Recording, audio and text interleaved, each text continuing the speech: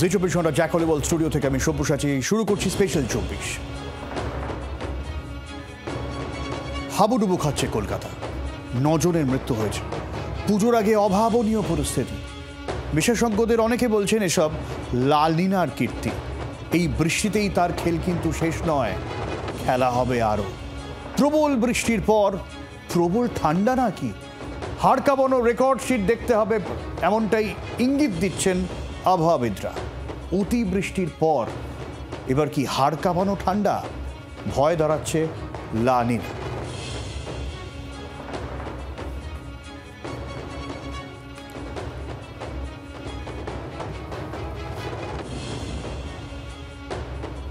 এল নিনো নিয়ে চর্চা হয়েছে বিস্তর, এবার চর্চায় লা নিনা। এই যে ওলট পালট আবহাওয়া, খামখেয়ালি বৃষ্টি, এসব লা নিনার দান বলে আবহাওয়াবিদদের একাংশ মনে করছেন। যে খামখেয়ালিপনা ভাসাতে পারে পুজোকেও। আর এই বৃষ্টির শেষ হলে আসতে চলেছে শীত, প্রবল শীত।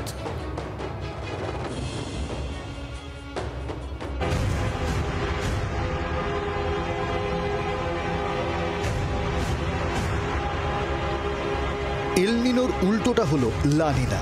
এর জেরে যে সময় বর্ষা বিদায় নেওয়ার কথা, তখনও চলছে বৃষ্টির দাপট। ফলে সেপ্টেম্বর মাসেও দেশের বিভিন্ন অংশে চুটিয়ে বর্ষা। বর্ষা শেষে প্রবল শীতের আশঙ্কা করছেন পরিবেশবিদরা।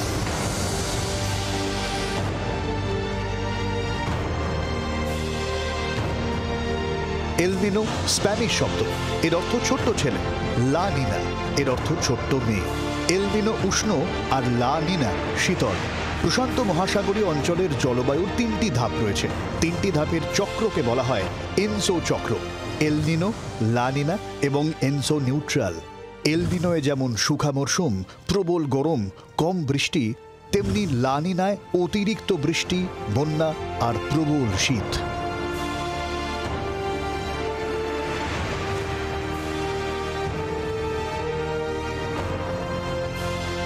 আবহাওয়াবিদরা বলছেন এবছর বিপুল বর্ষা হয়েছে, আর এরপর আসছে হাড় কাঁপানো শীত। লা নিনার প্রভাবে বৃষ্টিপাত সাংঘাতিকভাবে কিন্তু বৃদ্ধি পেয়েছে। এরপর যে আমরা যে তাপমাত্রা, যেটা শীতের সময় আমরা দেখি যে ফল করতে, সেটাও কিন্তু ভীষণভাবে কমে যেতে পারে। বলা হচ্ছে এবার শীতে ভয়ঙ্কর ঠান্ডা পড়তে চলেছে, বিশেষ করে ডিসেম্বর জানুয়ারি। ফলে উত্তর ভারতের সমভূমি এবং হিমালয় পার্বত্য অঞ্চলের লা নিনার প্রভাবে স্বাভাবিকের থেকে বেশি তুষারপাত হতে পারে। উত্তর ভারতের পাশাপাশি মধ্য পশ্চিম ভারতের তাপমাত্রা স্বাভাবিকের থেকে উল্লেখযোগ্যভাবে কমে যাবে। ঠান্ডা টের পাবে বাংলাও। লা নিনা ধীরে ধীরে সক্রিয় হতে শুরু করেছে এবং তার প্রভাবে আলটিমেটলি কিন্তু নভেম্বরের মাঝামাঝি সময় থেকে শীতকাল পড়তে শুরু করবে। তখন দক্ষিণ বঙ্গোপসাগরে থাকবে নিম্নচাপ এবং সেটা অত্যন্ত সক্রিয়ভাবে উত্তরের হাওয়াকে টানতে শুরু করবে, যে কারণের জন্য আমরা দক্ষিণ বঙ্গোপসাগরের প্রভাবেই দ্রুত গতিতে শীতের অনুপ্রবেশ দেখতে পাবো এবং হিমশীতল হাওয়া দক্ষিণবঙ্গের বিভিন্ন প্রান্তে, এমনকি কলকাতার ওপরেও অনুভূত হতে পারে। তবে কলকাতায় বরফ পড়ার সম্ভাবনা এই মুহূর্তে আছে, এটা বলা যায় না। 1971 সালের 11 জানুয়ারি কলকাতার তাপমাত্রা নেমে গিয়েছিল 5 ডিগ্রি সেলসিয়াসে। তাহলে বাকি জেলার কি অবস্থা হয়েছিল ভাবুন। এবারও কি সেই ঠান্ডার কামড়, নাকি আরো বেশি বৃষ্টির মতো খেল দেখাবে শীতও? ব্যুরো রিপোর্ট, জি 24 ঘন্টা। চলতি বছরে কেমন গোটা বিশ্ব লণ্ডভণ্ড হচ্ছে না? আবহাওয়াও কিন্তু উল্টে পাল্টে যাচ্ছে। বেনজির বৃষ্টি কলকাতা এবং সংলগ্ন অঞ্চলে, গোটা দেশেই কেমন যেন একটা ওলট পালট আবহাওয়া। পাহাড়ের অবস্থা আমরা দেখেছি কি হয়েছে।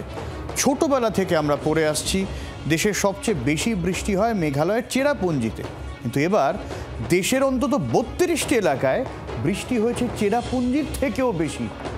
সবই কি এবছর বিচিত্র, নাকি বিচিত্র আবহাওয়াই আমাদের ভবিষ্যৎ?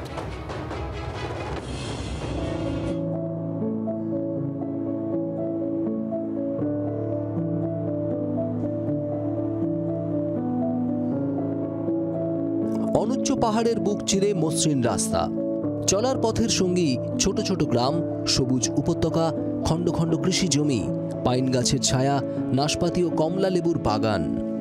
কখন যে পৌঁছে যাবেন 1300 মিটার উচ্চতায় অবস্থিত সোহরায়, বুঝতেই পারবেন না। সোহরা বলায় বুঝতে পারেননি তো? চেরাপুঞ্জির স্থানীয় নাম সোহরাব, কিন্তু সেই চেরাপুঞ্জির মন খারাপ। মেঘ পিয়নের ব্যাগের ভেতর মন খারাপের দিস্তা, মন খারাপ হলে কুয়াশা হয়, ব্যাকুল হলে তিস্তা।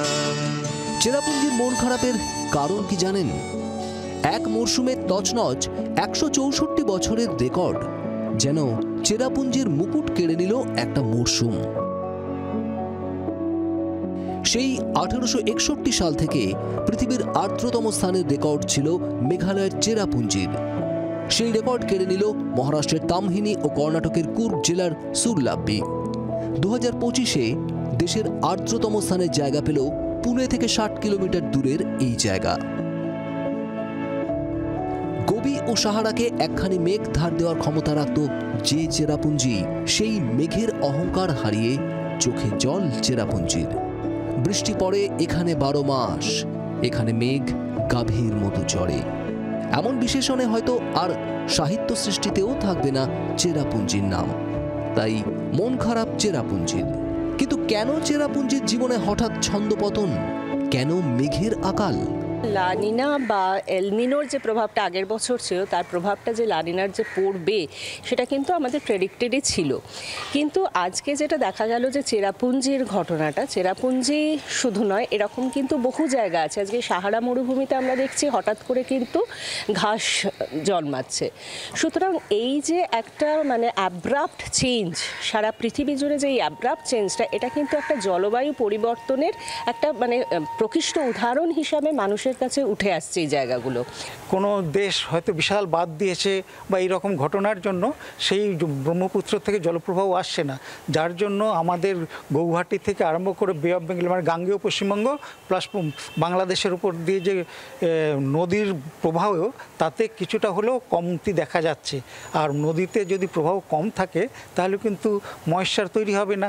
ময়েশ্চার যদি তৈরি না হয়, যে নিম্নচাপগুলো গৌহাটি রিজিয়ানে বা চেরাপুঞ্জি রিজিয়ানে হতো সেগুলো ওখানে আর হচ্ছে না। 2025-এর অগস্টের শেষ পর্যন্ত চেরাপুঞ্জিতে বৃষ্টির ঘাটতি 50%। সেপ্টেম্বরের মধ্যে যদি চেরাপুঞ্জিতে 1900 মিলিমিটার বৃষ্টি না হয় তাহলে তা শুষ্কতম বর্ষাকাল।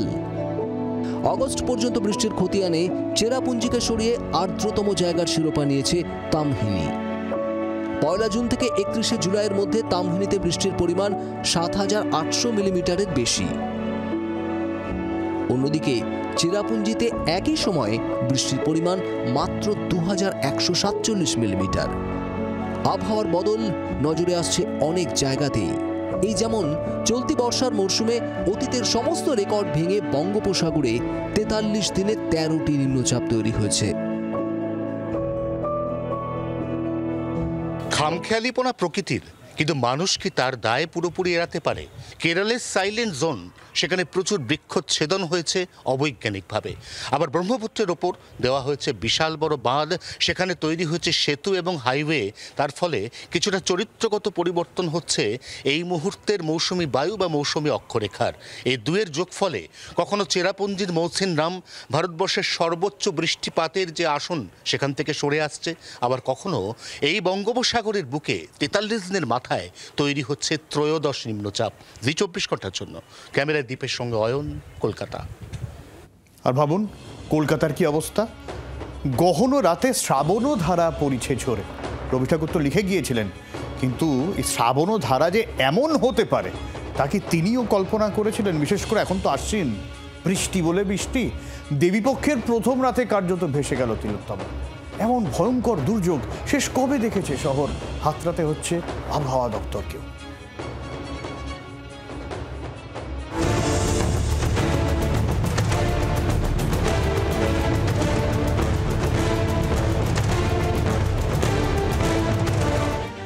জনস্রোতের বদলে জলস্রোত। অন্যান্য বছর পুজোতে এই সময় মানুষের ঢল নেমে আসে রাস্তায়, এবার উল্টো ছবি। গলি থেকে রাজপথে ঢেউ খেলছে। ভয়ঙ্কর দুর্যোগ কেড়ে নিল পুজোর স্বাভাবিক ছন্দ।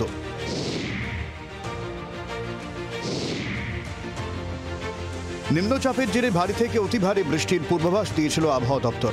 সেটা যে এত অতি হবে তা বোধহয় হাওয়া অফিসও অনুমান করে উঠতে পারেনি। সোমবার রাতে 5 ঘন্টায় রেকর্ড পরিমাণ বৃষ্টির সাক্ষী থাকলো কলকাতা। রাত 12টা থেকে ভোর 5টা পর্যন্ত বৃষ্টির পরিমাণটা খালি দেখুন। Ballygunge 300 millimetre, Mukundapur 280 millimetre, Gariahat 262, 258 millimetre যাদবপুরে, 246 কসবা, আলিপুরে 247, 243 মিলিমিটার ভবানীপুরে, সন্তোষপুরে 227, বেহালায় 215, মানিকতলায় 213, 256 মিলিমিটার কাঁকুরগাছিতে আর নিউটাউনে 234 মিলিমিটার। তালিকাতেই স্পষ্ট বৃষ্টির সবথেকে বেশি প্রভাব পড়েছে দক্ষিণ কলকাতায়। জানা গিয়েছে গত প্রায় 4 দশকে সেপ্টেম্বর মাসে আলিপুরে একদিনে এত বৃষ্টি হয়নি। এত বৃষ্টি সেপ্টেম্বরে কলকাতা দেখেছিল 78 এবং 86 সালে। 1978 সালের 28শে সেপ্টেম্বর 370 মিলিমিটার বৃষ্টি হয়েছিল আলিপুরে। 1986 26শে সেপ্টেম্বর বৃষ্টি হয়েছিল 260 মিলিমিটার। আর এবার ভোর 5টা পর্যন্ত গড় বৃষ্টি 251.4 মিলিমিটার। আলিপুর আবহাওয়া দপ্তরের পরিসংখ্যান অনুযায়ী সেপ্টেম্বর মাসের নিরিখে গতকাল রাতে কলকাতার বৃষ্টি তৃতীয় স্থানে। আর আলিপুর আবহাওয়া দপ্তরের স্মরণাতীতকালের বর্ষার রেকর্ডে কলকাতার রাতের গতকালের বৃষ্টি 6 নম্বর জায়গায়। এই অবস্থায় এরকম বাঁধনহারা বৃষ্টিতে কলকাতা শহর বিপর্যস্ত।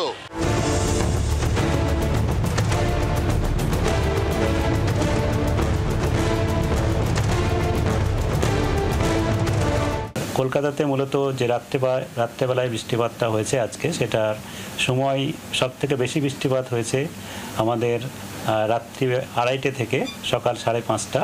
এই সময়ের মধ্যে কলকাতাতে বৃষ্টিপাত হয়েছে 185 মিলিমিটার। আর আমাদের 24 ঘন্টায় কলকাতাতে আলিপুরে যে বৃষ্টিপাতটা হয়েছে সেটা টোটালটা হচ্ছে 251.4 মিলিমিটার। তুমুল বৃষ্টিতে হাঁটু সমান জল জমে যায় কলকাতার বিস্তীর্ণ অঞ্চলে।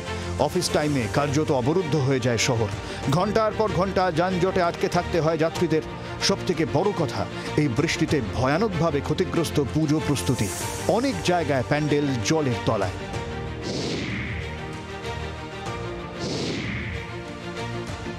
26 তারিখ নাগাদ যেটি গভীর নিম্নচাপে পরিণত হওয়ার সম্ভাবনা থাকবে। 26 তারিখ নাগাদ দক্ষিণবঙ্গের সমস্ত জেলাতেই হালকা থেকে মাঝারি বৃষ্টিপাত হবে এবং 1-2 জায়গায় উপকূল অঞ্চলে ভারী বৃষ্টিপাতের সম্ভাবনাও আপনার থাকছে। এই ভোগান্তি কাটিয়ে পুজোর মুখে আবার কি স্বাভাবিক ছন্দে ফিরতে পারবে শহর কলকাতা? সবচাইতে গুরুত্বপূর্ণ প্রশ্ন সেটাই। জি 24 ঘন্টার জন্য ক্যামেরা অরিন্দমের সঙ্গে অয়ন, কলকাতা।